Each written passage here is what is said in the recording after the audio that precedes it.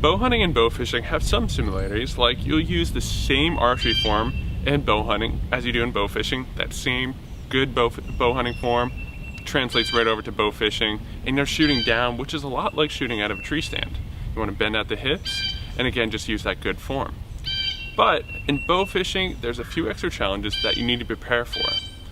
The first is, in bow fishing, your shots happen much quicker. So you want to be ready for that. And a lot of bow fishermen choose not to use sights, and instead they shoot instinctively. What that means is, it's very simple. You just look where you want to hit, pull the string back and shoot. And over time, you develop the muscle memory and the aiming happens on its own.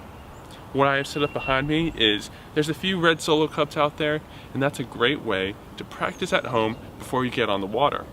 You can use your bow fishing setup. I have an old bow fishing arrow here that I'll practice with, but you can also use a regular arrow with a blunt tip in case you're worried about breaking your bow fishing arrow. It's a good way to get used to the equipment, get used to the shooting style.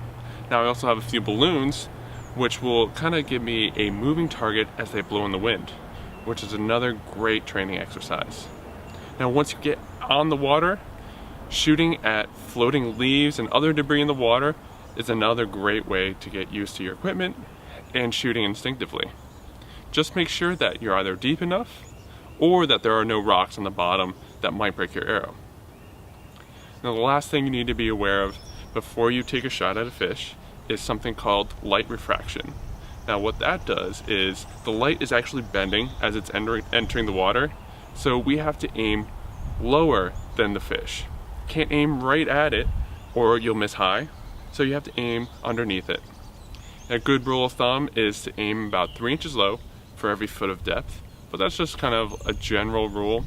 You'll get a feel for it. The important thing is that you know to aim a few inches below the fish, and then as you get more shot opportunities, you'll get a feel for how low you need to be aiming. I'm getting ready for a big bow fishing trip on the Potomac, where I'll be bow fishing for snakeheads, which are invasive and delicious, so that's a good win-win. You guys can follow along with that right on the Bow Hunting 360 Instagram, and we'll be posting a video here after that also. So I hope the rest of you guys get out and do some bow fishing this summer. It's a lot of fun, gives you something to do when we're waiting for deer season.